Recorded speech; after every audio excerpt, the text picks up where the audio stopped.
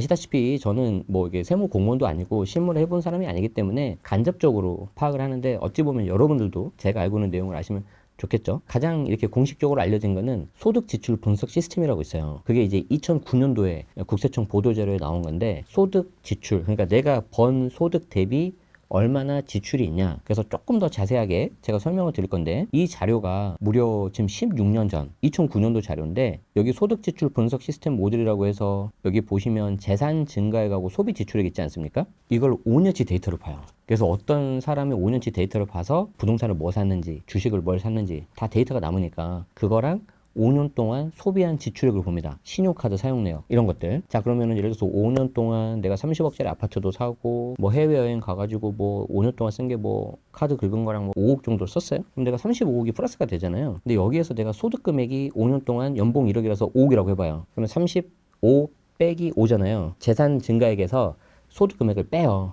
그러면 나머지 금액이 탈루 혐의 금액이 되는 거예요. 그러니까 이 금액이 무조건 세무조사 대상 금액은 아닌데, 과세당국 입장에서 봤을 때 충분히 의심이 간다, 이런 금액인 거죠. 그러면 이게 사람마다 다 다르겠죠. 어떤 사람은 탈루 혐의 금액이 뭐 플러스 1억, 어떤 경우에는 마이너스, 돈을 많이 쓴 경우, 어떤 사람은 플러스 뭐 30억, 40억. 그러면 어디부터 볼까요? 당연히 금액이 큰 플러스 30억, 40억부터 보겠죠. 그런 식으로 갑니다. 제가 2009년 자료를 가져왔어요. 그래서 지금 16년 전이니까 인플레이션 같은 거는 감안을 하셔야 되는데, 당시 보도자료에 나온 건데 굉장히 저는 이 사례가 의미가 있다고 생각을 하거든요. 자, 보시면 회사의 자금으로 개인 부동산을 취득했다. 야, 이거 지금도 많이 나오는 거거든요. 자, 지금도 많이 나오는 건데, 지금 이분이 땡땡 주식회사의 대표이사로 근무를 하고 5년간, 아까 말씀드렸잖아요. 5년치 데이터를 본다고. 근로소득 금액이 3억 900만 원이에요. 그러니까 월 500을 신고하신 거예요. 2009년이라는 걸 좀 감안해 주셔야 됩니다. 그런데 그 당시에 이미 시가 35억 원 아파트에 거주하고 있고, 고급 승용차 소유하고 있고, 가족 7명이 해외여행을 112차를 간 거예요. 이걸 PCI, 소득지출 분석 시스템, PCI라고 하는데, PCI 데이터로 보면 이렇게 나옵니다. 재산 증가액 30억, 소비지출액 8억, 신고소득금액 3억 빼니까 탈루 혐의 금액이 36억 정도가 나오잖아요. 이거 누가 봐도 좀 크죠. 그러면은 이 돈이 어디서 났습니까? 라고 이제 물어보는 거예요. 이 PCI가 왜 무섭냐면, 예를 들어서 우리가 상속이나 증여 같은 경우에는 내가 신고한 거, 아니면 무신고한 거, 과소신고한 거, 이런 걸 막 잡아내는 거잖아요. 과세당국이 이렇게 해가지고 잡아내는데, PCI는 우리한테 물어보는 거예요. 이렇게 너무 차이가 많이 나는데 이거 어디서 났어요? 하고 대답을 제대로 못 하잖아요. 그럼 증여세 과세시켜버려요. 이게 무서운 거예요. 재밌죠? 하나 더 볼까요? 고소득 의료업자의 과소신고 혐의 사례. 그러니까 요즘에 뭐 의치 약화 굉장히 열풍이 높은데, 뭐 사실 이제 여러 가지 뭐 존경 많은 직업이기도 하고 여러 가지가 있지만, 사실 좀 이제 소득이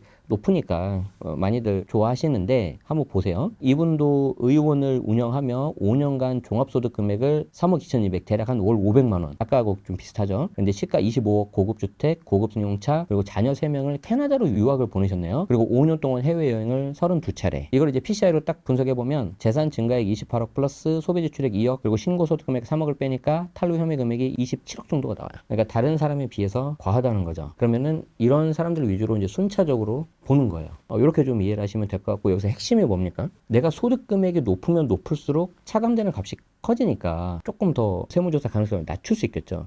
그래서 특히 여기 자녀분들에게 증여하실 분들은 증여 자체도 굉장히 좋은데, 이 자녀의 소득 능력을 계속 올려주는 게 좋고, 만약에 우리 자녀가 아직은 좀 소득이 약하고 사회초년생이다 그러면은 제가 봤을 때는 오히려 깔끔하게 증여세 내고 증여 신고하시는 게 훨씬 좋습니다. 자, 아까 데이터는 2009년 자료였잖아요. 그래서 많은 분들이 지금도 이렇게 하냐라고 하실 것 같아서 제가 최근 데이터를 가져왔어요. 25년 2월 17일, 아주 얼마 되지 않은 따끈따끈한 자료인데, 여기 국세청 보면은 뭐라고 써 있습니까? 얼죽신, 얼어죽어도 신축의 줄임말이죠.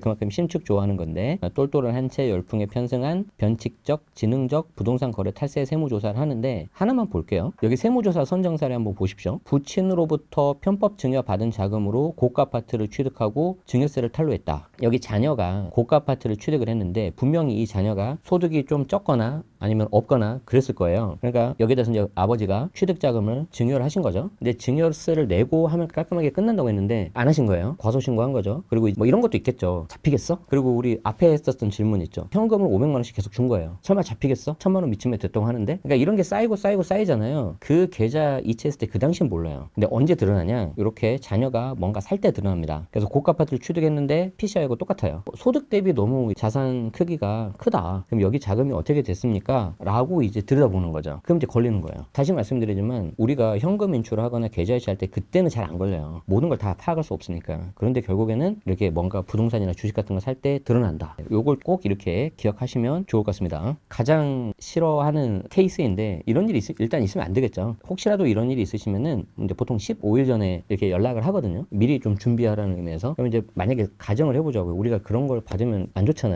그래서 좀 약간 소위 말해서 뭉개고 이렇게 대응을 안 할 수 있는데 절대 그러지 마시고 빨리 세무대리인, 세무사님을 선임하셔서 있는 그대로 다 오픈하시고, 왜냐하면 그 세무사님은 여러분들을 뭐 이렇게 도와주는 사람이기 때문에 여기에서 또 자료를 뭐 이렇게 숨기거나 그러면 더 힘들어져요. 나중에 또 이게 세무 공무원이 알게 되고 그러면 좀 힘들어지니까 다 오픈하셔서 적극적으로 대응하시는 게 좋고, 사전에 이렇게 미리 알림을 한다 그랬었잖아요. 근데 알림을 안 하고 곧바로 조사가 시작되는 경우 있어요. 근데 아주 드문 케이스인데 어떤 경우일까요? 증거인멸이라든지 사안이 너무 명백한 거예요. 그럼 우리는 어떻게 생각하면 돼요? 아, 이거는 피할 수 없다. 그러면 적극적으로 그냥 소명하시고 협조하셔서 빨리 세금 낼 거 내시고 하는 게 오히려 더 좋습니다. 이게 제가 그냥 이렇게 쉽게 하는 말이 아니고요. 대학원 마지막 수업 때 세무조사론 과목을 들었는데 그때 정말 많은 다양한 케이스를 세무사님들 방어하시는 거, 이제 세무 공무원 공격하는 거, 그리고 저희 교수님이 이걸 하고 종합해서 내는 결론이에요. 적극적으로 대응하시고 최대한 맞추는 게 제일 좋다. 그 말씀을 꼭 드리고 싶습니다.